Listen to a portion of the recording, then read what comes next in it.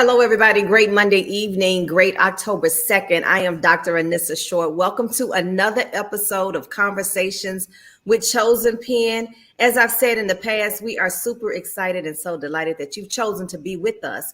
And let me just add this caveat. I don't know if I've ever said this before, but if you ever miss an episode, be sure to subscribe to the Chosen Pen YouTube page because all of our broadcasts are automatically uploaded there. So join us live at 6 p.m. Eastern every Monday, or either follow us on Chosen Pen via Facebook, or as I said before, subscribe to our YouTube page, and so you don't miss a thing. We are excited about the month of October. October is our childhood literacy theme. We are going to talk about the importance of childhood literacy. We have a lot of phenomenal authors and people who are advocates for children that are scheduled the entire month. And we're kicking this thing off with 3 phenomenal guests, and we're going to introduce them to you very shortly. But before we do, you have got to talk to, or meet, I should say, or hear from the visionary, Dr. Norma McLaughlin herself, better known as First Lady, as Lady Norma, as the CEO of Chosen Pen.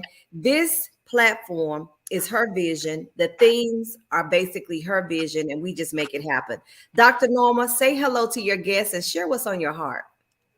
Hello, hello, hello. I am so excited to be with you today. I have been away, and it has been a phenomenal time that we've had over the last 2 weeks, spending it in South Africa. And we'll talk some more about that with our amazing curator as we went on our trip, and some more about what we plan to do about that in the future.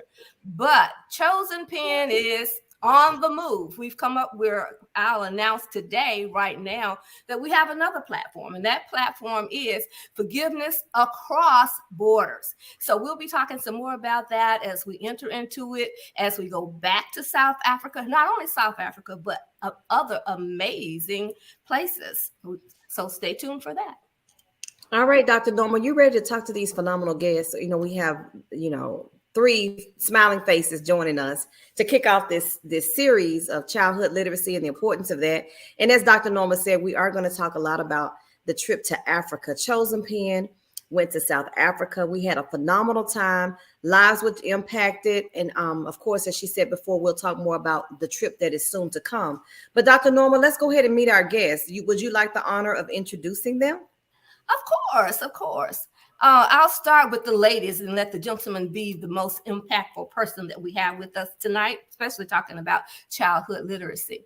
But we have a person who has, talked about children, who works with preschool children, who is always, no matter where we are, talking about the children, talking with the children, or playing with the children.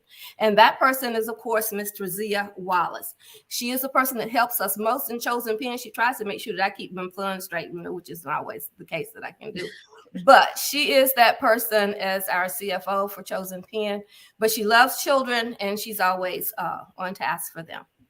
And our other person that we have that's smiling, always talking about, don't forget about the children, is Dr. Carol Hairston. And she is an advocate for children. She always makes sure that we here at New Life, we here at Chosen Pen, that always keep the children in mind.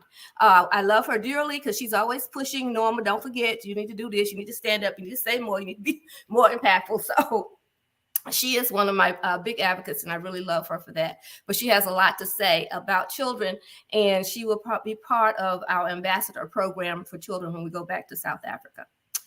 But of course, now let me talk about my new friend, Mr. Nikko Toogood. He is the curator of Black Authors Matter TEDx.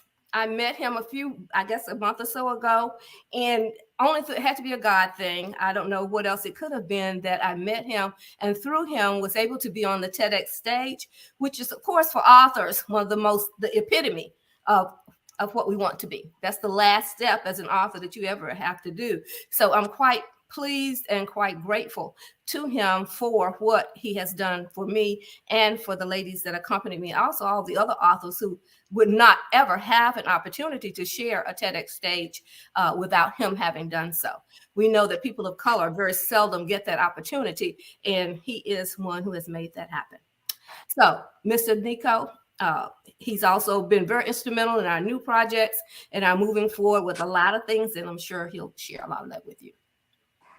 All right, well, let's get started with the questions. So, as I already stated, October is about childhood literacy.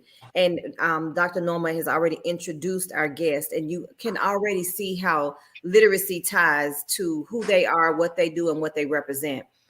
When we went to Africa, why don't we just jump right there first? Okay. One of the projects that we had the privilege of participating in is visiting schools in Gabon. I hope I'm pronouncing that correctly, Botswana. Now, that was all made possible because of Black Authors Matter, the tour that Nikko Toogood has taken just ran with. I don't know. So Nikko, let's talk to you first. Let's talk to you about literacy, your passion for what you're doing, the Black Authors Matters tour, how that all came about, and what your vision is for that. Thank you again for having me. Thank you, Chosen Pen, for choosing me. And thank you, Dr. Norma, for the work that you are continuing to do. The Black Authors Matter Tour is about to turn 5 in 2023. So exciting. But it was really a one-time thing. It was never supposed to be 4 years later, the biggest, blackest thing. It was never supposed to be that. It was supposed to be a 1 year. We're going to have a book tour to help these Black authors get some traction. I'm going to be a missionary. I'm going to give back, and glory be to God. Well, God saw fit to have it another way.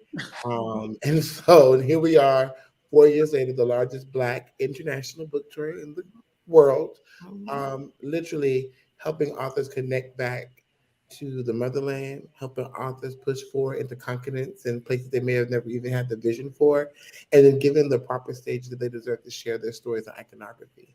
So it's been absolutely amazing, Dr. Short.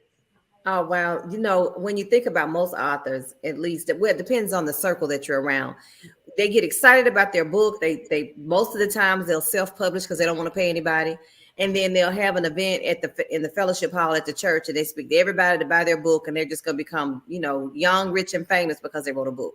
When you introduce the concept of even traveling across state lines, sometimes people become very intimidated.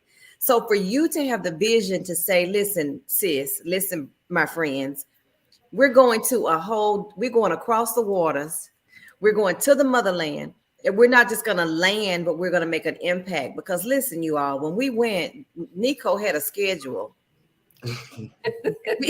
That schedule it was like by the time we got to our R&R, it was like all we could do was pass out. And then we still were busy, right?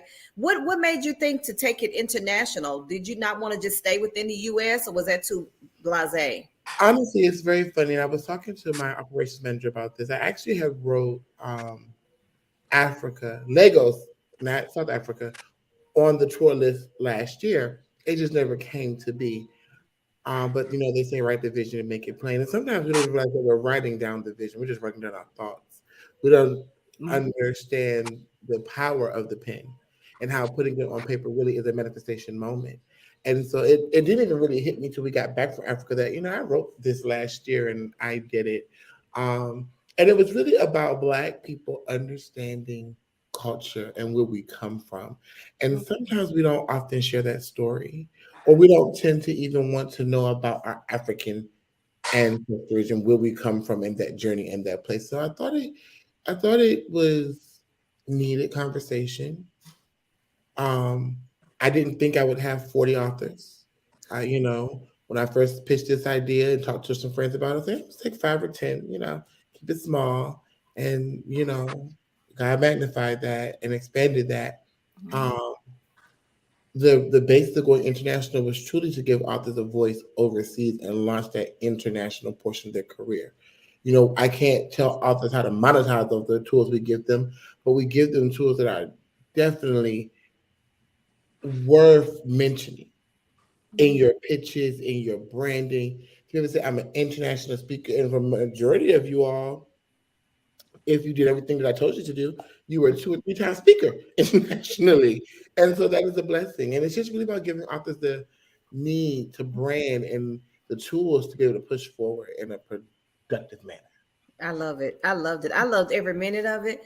You know, you said you only wanted 5 to 10 authors. It grew to 40, and then those 40 authors invited friends. And because of that, some of us who probably would not have been participating or attending had an opportunity to attend. I want to shift gears here and talk to one or two others who joined us when we went to South Africa. And Trazzia, let's talk with you because you have been very engaged in childhood education for a while as the director of a preschool.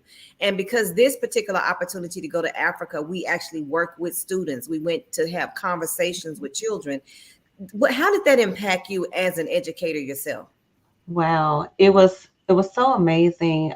Before I became the director of the pre-K program, I taught my first year. I taught high school and middle school with First Lady as a TA, and then I went on to.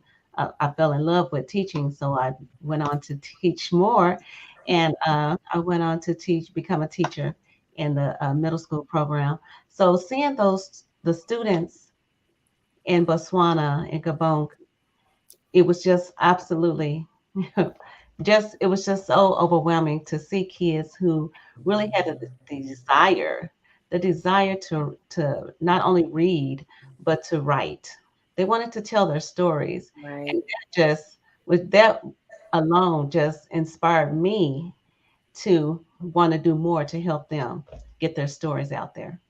That's awesome. I'm awesome, awesome. So, Carol, Dr. Hairston, let's redirect the conversation with you. You know, the writing aspect. These students were in attention. They were waiting on us to arrive. They were very engaging, so very articulate. You know, and it's obvious that the children want to begin writing their own books. Let's talk about that a little bit more. How did this trip, specifically with the children, what impression did it make on you? Well, I was just amazed how they were engaged. They were ready. They were listening to the authors. They were asking questions. We had uh, different authors that did the STEM program, computer science, and different things, and they asked those questions. And it just made me feel like, hey, we need to do more. And so right now I'm working on a project that we're going to do books for Botswana children, where we're going to challenge the churches here in Fayetteville and to give books so we can take them back to Botswana, to the high school that we were at, and present them to them, and a daycare we went to visit, the KGK, and just we want to be able to get books out there so they can have it, because it's not like here in the States there's books everywhere, all that. They don't have all that. So we want to make sure that we can leave a legacy for those kids and their future kids. And That's beautiful. That's awesome. Awesome. And speaking of legacy, Dr. Norma McLaughlin was able to take the books written by her grandchildren to Africa. Can you imagine? Now, Dr. Norma, when you started Chosen Pen reluctantly in 2013, did you ever imagine that this would have happened? No. As a matter of fact, I had that conversation today with someone about how the Holy Spirit was speaking to me to write, to do things to help people get their stories out. And of course I said, no, I'm not doing that. I've retired. I have no intentions of ever doing that again. But in today, I'm going to Africa, going to the schools, going to the children, to see the children, taking my grandchildren's books was such a fulfilling that I felt like, okay, I finally found where I'm supposed to be. I have found a newfound purpose in what the writing is all about. I have, and the authors, believe it or not, my very first authors back in 2013 are going back with me to Africa. Awesome.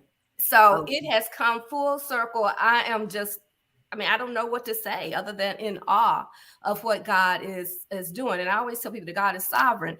And of course, when we can't see as far as he can see into the future. And he saw this in 2013 for me, right. Now in 2023.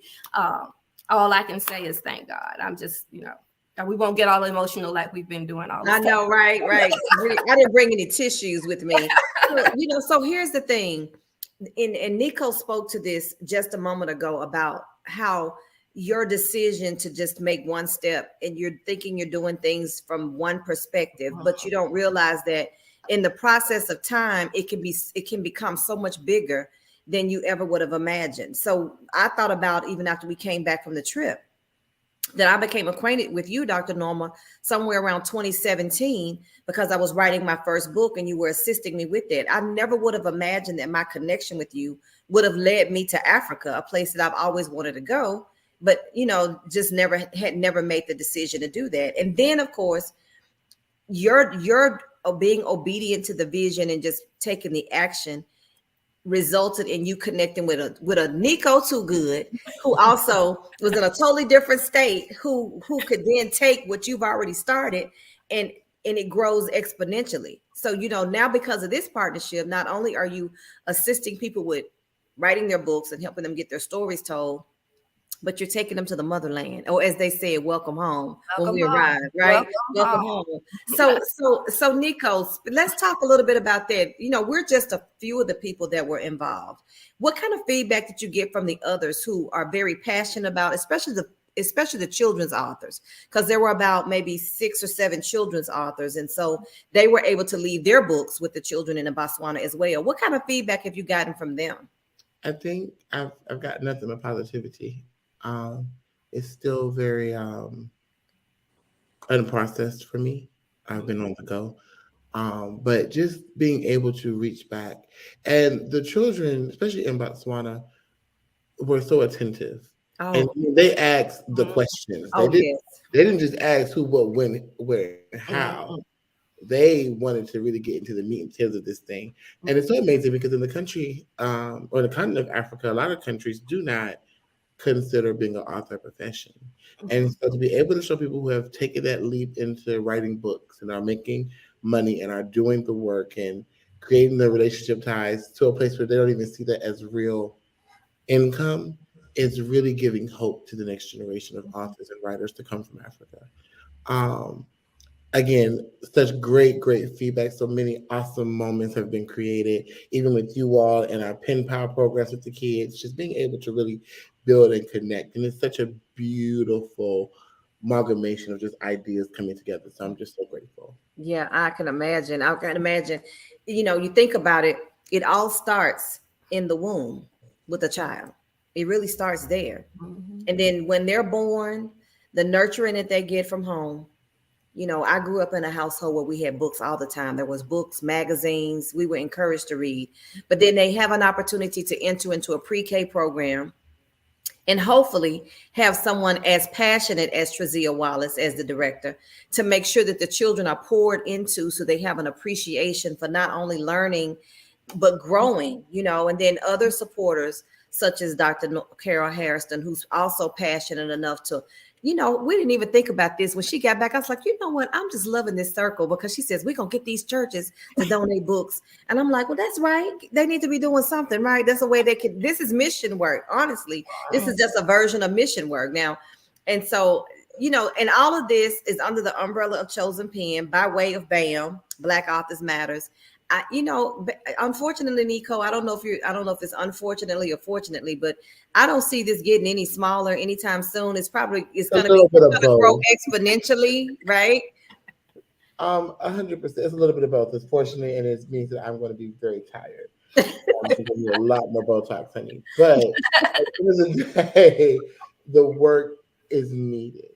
I never thought my life would be this. I never thought that I would be the vessel to be even in this atmosphere. Again, I created my book because authors wanted a place, so I made a place.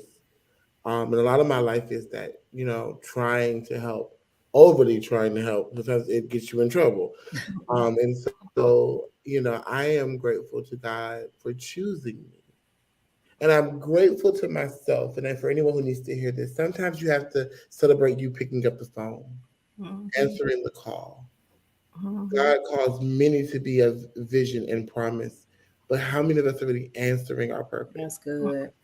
We know what we're supposed to do. We see it every single day. It tugs on your heart. It plagues your mind, but you're so afraid to answer the call. a call that will change your life for the better. But more importantly, beyond changing your own life, you will change others' lives. That's if right. you look at the call. So I'm grateful that I had enough common sense to do what God meant to make sense.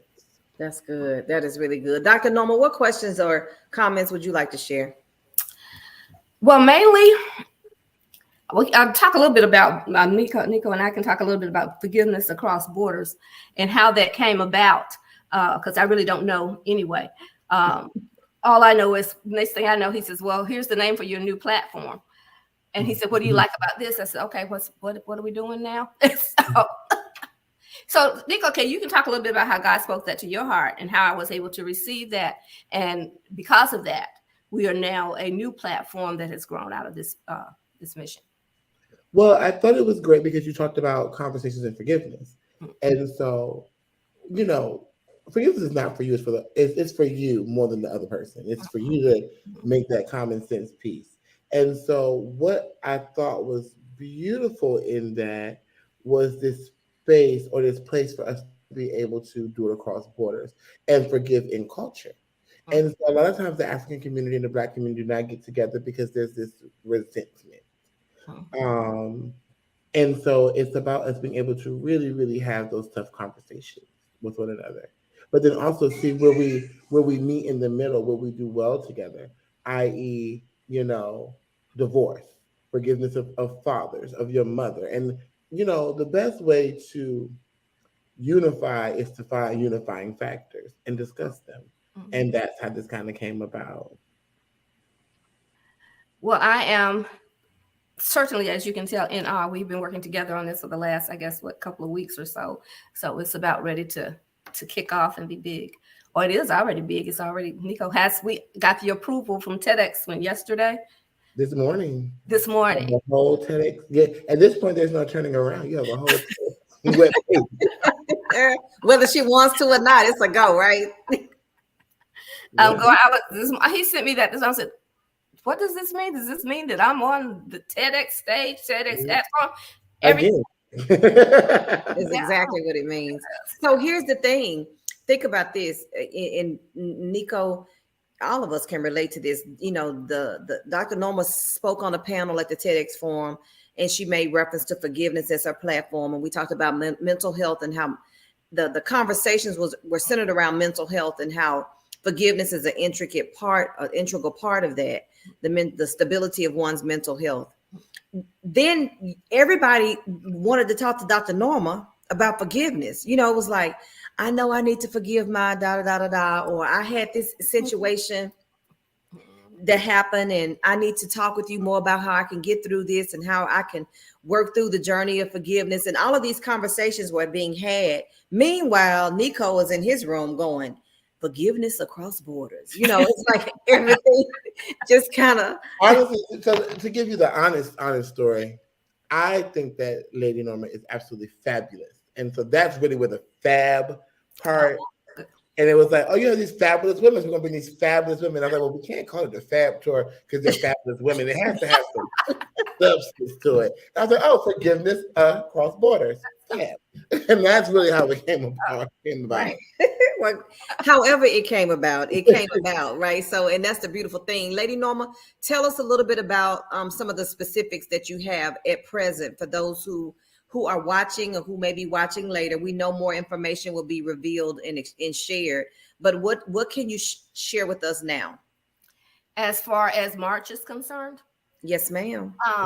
Forgiveness Across Borders will go back to South Africa, March 22nd, and we'll be in South Africa from the 22nd through March 1st. And we will be doing Botswana, or we'll start off in Johannesburg, Botswana, a couple of places there. But the whole point of that is, of course, we'll be doing some talking about forgiveness from the stage at the beginning.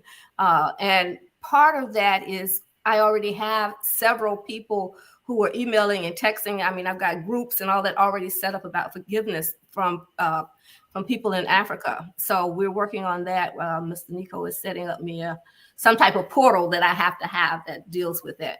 So, but they text me every day and let me know when are we going to get started. So we're doing that. But that part is really real to me because I'll get an opportunity to go back and meet with them again, eat with them, dine with them, converse with them. As I said, I'm really, really excited about that. But the second part of the tour, the next leg, as we call it, of course, is going back to Botswana to talk with the children. And I think we've elongated that to 2 days now as opposed to 1. So we have an opportunity to spend more time with the children while we're there. And we'll be able to give them more books. As a matter of fact, we'll be sending books periodically as we get them. So hopefully they will already have them once we get there. Then, of course, the big part is, well, I guess it's not big, but it's big for us when we go on our rest and restoration in Kasane. And that is where you saw all the videos that Miss Tracy was taking of us out in the wild. And that's an experience within itself. And I call that the circle of life, and learning the circle of life, because within that, I felt the presence of God in the beginning of creation and how God actually did the feeding line. So we had an opportunity to see that. But if people say, oh, I'm so sorry to see one animal attacking the other one, I'm saying, well, that's how God created it. He increased, somebody had to be at the bottom of the food chain.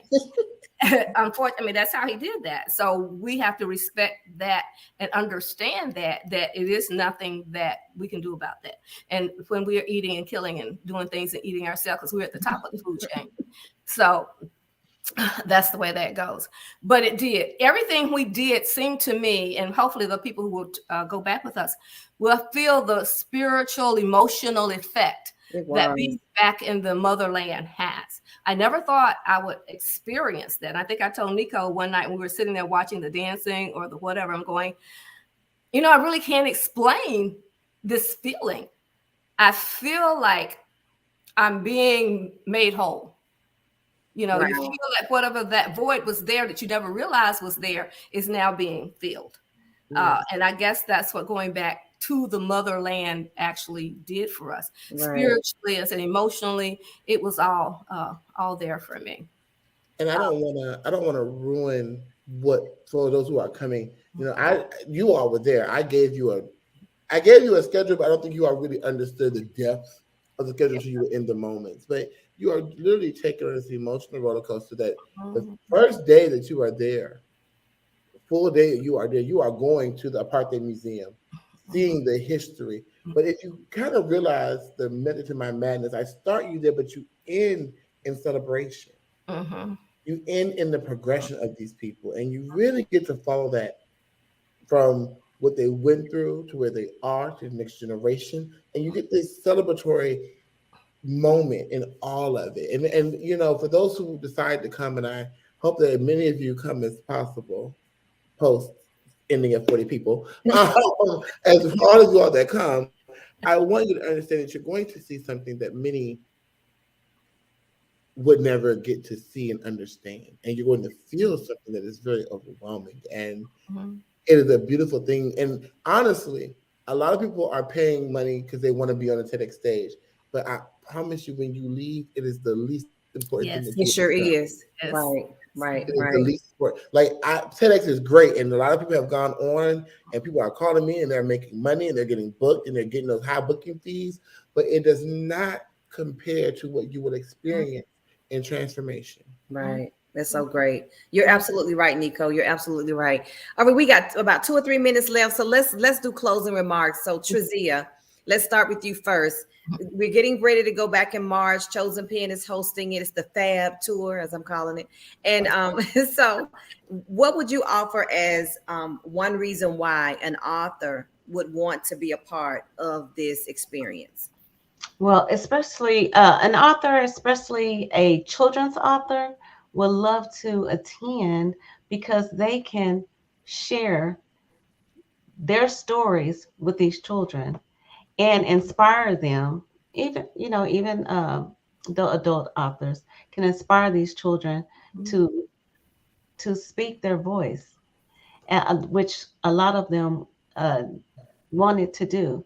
They just need a little bit more encouragement and the how-tos and the why it's important and why not. A lot of them said that they could not, their parents would not let them write because it wasn't a future. They wanted them to be a doctor. And I Mhm. said, well, why can't you do both? Mhm. They never thought of it as to even think to do it. They thought they couldn't do it at all. So you can do both. You can do both. Why not?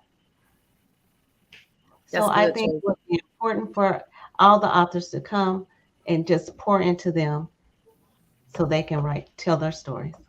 I love it. I love it. What about you, Carol? If anyone were considering the trip, now you and I end up being kind of like tag alongs. We were there for more support. But it was just as good for us. I say that in humor, but that really is how it came about. What would you offer as to a why? What would you extend if you were extending the invitation to someone? Maybe they aren't an author per se, but they maybe have a desire. Why would anyone want to be a part of this experience?